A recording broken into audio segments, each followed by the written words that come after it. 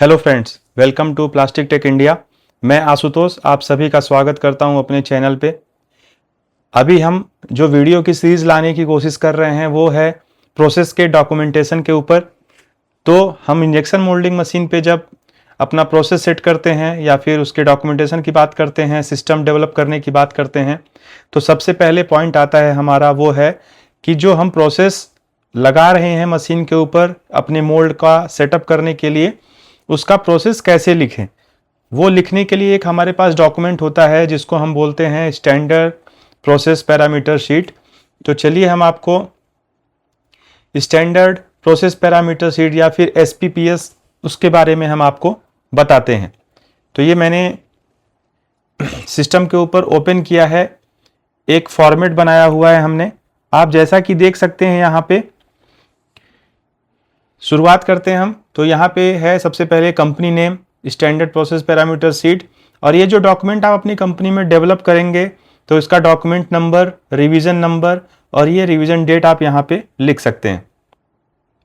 अभी मशीन तो हमारा इंजेक्शन मोल्डिंग मशीन, आपका मशीन जो नंबर होगा या आपने उसको जो भी नेम दिया होगा वो यहाँ पे आप लिख सकते हो।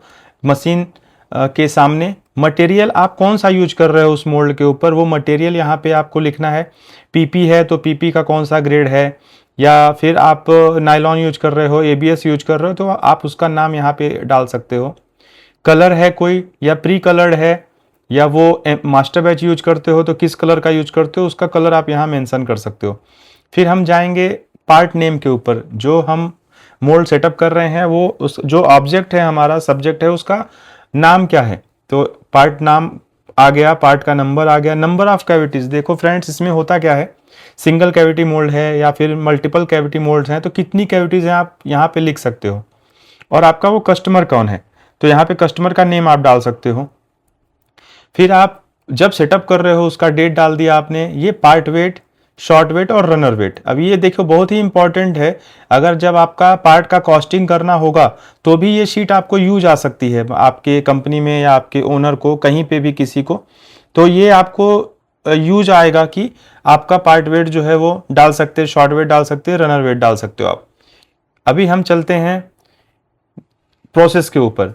तो सबसे पहले आया है raw material pre heating temperature. अगर मैंने आपको बताया यहाँ मटेरियल आपने पीपी डाला है तो आप प्री हीट कर रहे हो क्या, अगर जरूरत है तो आप प्री हीटिंग टेम्परेचर डालोगे।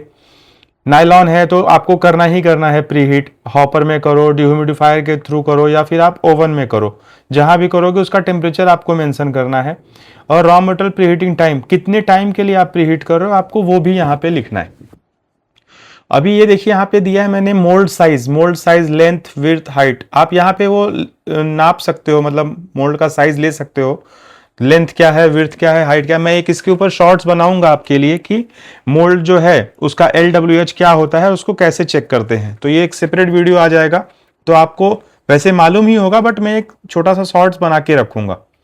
फिर हमारा रॉ मटेरियल हो गया। अभी आया हमारा मोल्ड कूलिंग के ऊपर। ये देखो ये भी बहुत इंपॉर्टेंट टॉपिक है। अभी कूलिंग कितने टाइप का होता है आप यहाँ पे देखिए, मैंने जो दिखाने की कोशिश की है, MTC है, कूलिंग वाटर है, कार्ट्रिज हीटर के थ्रू है, या फिर चिलर, MTC और चिलर। तो अभी देखो आप अगर MTC से यूज कर रहे हो तो उससे क्या होगा कि आप उसको हॉट वाटर दे रहे हो मोल्ड के टेम्परेचर को मेंटेन करने के लिए, कूलिंग वाटर दे रहे हो, या फिर कार्ट्रिज हीटर। कभी कभी कुछ मोल्ड होते हैं तो उसमें हम कार्ट्रिज हीटर, मोल्ड के अंदर टेम्परेचर मेंटेन करने के लिए कार्ट्रिज हीटर भी लगाते, तो उसका टेम्परेचर आप कितना रखे हो और कोर में रखे हो या कैविटी में रखे हो ये भी यहाँ पे मेंशन किया हुआ है क्लियर। फिर हम आते हैं अपने बैरल टेम्परेचर के ऊपर। अभी हम मशीन पे आ गए तो बैरल टेम्परेचर यहाँ पे रखने के लिए ऑप्शन दिया हुआ है नोजल, उसके सारे जोन्स दिए हुए हैं, जितने जोन है उतने जोन आप यहाँ पे टेम्परेचर रख सकते हो, सेट वैल्यू। मोल्ड अभी आपका कोल्ड रनर है तो हॉट रनर जोन का जरूरत नहीं पड़ेगा, बट अगर वो हॉट रनर है तो कितने जोन है, यहाँ पे मैंने 9 जोन दिखाने की कोशिश की है, 9 जोन हैं, और फिर आप सभी जोन का सेपरेट टेम्परेचर लिख सकते हो। फिर हम आते हैं इंजेक्शन के ऊपर। आप देखो यहाँ पे इंजेक्शन में मैंने सारे स्टेप्स दिए हुए हैं, आपका सिंगल स्टेप में है, मल्टीपल स्टेप में है इंजेक्शन, आप यहाँ पे लिख सकते हो। अभी इंजेक्शन में क्या क्या दिया है मैंने, स्पीड है, प्रेशर है, पोजीशन है और इंजेक्शन टाइम है। हर एक स्टेप का जो भी टाइम होगा वो ये आपका इंजेक्शन आ गया। अभी यहाँ से हमारा स्टार्ट होता है होल्ड। जब इंजेक्शन होने के बाद हमारा होल्ड होगा तो आप होल्ड का डाल सकते हो कि होल्डिंग कितना है, स्पीड है उसका, प्रेशर है, किस पोजीशन से होल्डिंग स्टार्ट हो रहा है, ये आ गया। फिर आप सक बैक रिफिलिंग जब अपन करेंगे, रिफिलिंग करने के टाइम पे सक बैक कितना है, इसका स्पीड प्रेशर कितना है, या फिर सक बैक आफ्टर है तो स्पीड प्रेशर कितना है, और फिर हमारा सक रिफिलिंग कर रहे हैं तो बैक प्रेशर क्या है, कूलिंग टाइम क्या है, साइकिल टाइम क्या है, ये हमें यहाँ पे दिखाना है। उसके बाद आप आओ चार्जिंग में, मतलब रिफिलिंग प्लास्टिफिकेशन जो होता है ना वो है चार्जिंग। चार्जिंग में भी आप देखो डोजिंग 1 आप कितने स्टेप में कर रहे हो, तो 1 2 3 4 5 स्टेप दिया है मैंने। उसमें भी स्पीड प्रेशर पोजीशन टाइम है, आप जिस बेस पे सेट करते हो, पोजीशन बेस पे, टाइम बेस पे, आप यहाँ पे रख सकते हो उसका। फिर आई है हमारी सेटिंग मोल्ड ओपन और मोल्ड क्लोज की। तो मोल्ड ओपन और क्लोज आपको पता है, उसमें भी 2-3 स्टेप होते हैं, अनलॉक होगा, फिर ओपन होना चालू होगा, फिर क्लोज होगा। क्लोजिंग में तो क्लोज 1 2 3, फिर मोल्ड सेफ्टी आता है, मोल्ड टनेज आता है, कितना टन आप रखे हो, यहाँ पे आप टनेज भी मेंशन कर सकते हो। वहाँ पे एक चीज़ देखिए हमारी छूट रही है, वो है मेल्ट कुशन के ऊपर। मेल्ट कुशन इंजेक्शन हो गया आपका, तो ये आपको प्रोसेस को ऑप्टिमाइज जब आप करोगे तो आपको पता चलेगा कि मेल्ट कुशन कितना होता है, उस मशीन पे बच रहा है, वो आप यहाँ पे लिख सकते हो 10 शॉट का एवरेज निकाल के, या फिर आप एसपीसी आता है मशीन के ऊपर तो वहाँ पे आप एवरेज निकाल के देख सकते हो मेल्ट कुशन जो बच रहा है। Refilling time, actual refilling time क्या जा रहा है और एक्चुअल इंजेक्शन टाइम क्या जा रहा है, उसके लिए भी यहाँ पे मैंने कॉलम बनाया हुआ है, आप वहाँ पे मेंशन कर सकते हो। उसके बाद हम आते हैं इजेक्टर के ऊपर। इजेक्टर हमारा फॉरवर्ड बैकवर्ड दोनों दिया हुआ है, और साथ ही साथ हमने कोर का भी सेटिंग लिखा हुआ है। कोर इन, कौन सा कोर यूज कर रहे हो आप, इसको जो मैं जहां पे है अभी हमारा ये इन, आप कोर 1 यूज कर रहे हो, 2 कर रहे हो, आप वहां पे हैंड रिटन मेंशन कर सकते हो, आप कंप्यूटर पे भी फिल करना है कर सकते हो। उसका स्पीड प्रेशर पोजीशन टाइम है वो भी दिया हुआ है।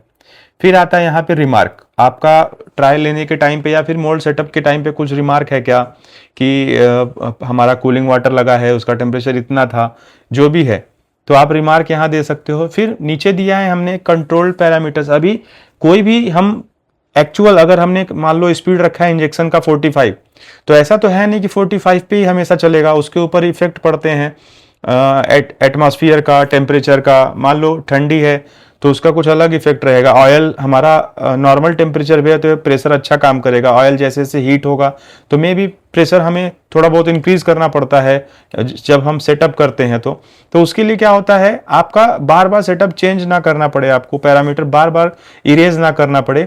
और क्वालिटी पॉइंट ऑफ व्यू से भी जब हमारा ऑडिट होता है तो ऑडिट हमारा पास होना चाहिए। उसके लिए यहाँ पे लिखा है control parameters, tolerance on temperature के ऊपर ±10 डिग्री, प्रेशर और स्पीड के ऊपर ±5, और साइकिल टाइम के ऊपर ±2 सेकंड। ये टॉलरेंस है जो आप अपनी कंपनी के हिसाब से एक्सेप्टेबल लेवल जो होगा आप वहां पे उसका बना सकते हो। फिर आप नीचे वहां लिख सकते हो प्रिपेयर्ड बाय, जिसने ये प्रिपेयर किया है, आप अपने हेड से या फिर जो भी रिव्यू करता है और आपके मैनेजमेंट में जो आपके ऊपर होगा, या आपको अप्रूवल है अप्रूव करने का तो आप यहाँ अप्रूव करके साइन कर सकते हो। तो इसके ऊपर आप कंट्रोल कॉपी, मास्टर कॉपी, आप अपना स्टैंप मार सकते हो कंपनी का। और ये आपको ISO हुआ आपकी कंपनी या IATF है आपकी कंपनी, हर जगह ये स्टैंडर्ड प्रोसेस पैरामीटर शीट जो है वो आपको काम देगी। आप इसमें कहीं भी आपका कोई NC नहीं आएगा, कोई भी फेलियर नहीं होगा, और आप ये फॉलो करोगे, अपनी मशीन पे लगा के रखोगे तो एक स्टैंडर्ड भी डेवलप होगा आपका। जब भी मोल्ड लोड होगा आपको बस क्या करना है, ये SPPS के हिसाब से आप अपनी मशीन में सेटिंग्स डाल सकते हो। अभी क्वेश्चन होगा कि सर हम अपनी मशीन में भी सेव कर सकते हैं। यस, जरूर सेव कर सकते हो, बट बहुत होता क्या है फ्लक्चुएशंस के कारण या किसी रीजन से अगर हमारी वो सेटिंग डिलीट हो गई हमारे सिस्टम से, तो हमारे पास ये हार्ड कॉपी रहेगा। हार्ड कॉपी से फिर हम अपनी PLC के ऊपर सेटिंग डाल सकते हैं। तो आप हमें जरूर बताएं कमेंट बॉक्स में आपको ये वीडियो कैसा लगा, और नेक्स्ट किस टॉपिक पे वीडियो बनाओ ये भी जरूर बताइए हमें। Thanks for watching plastic tech India.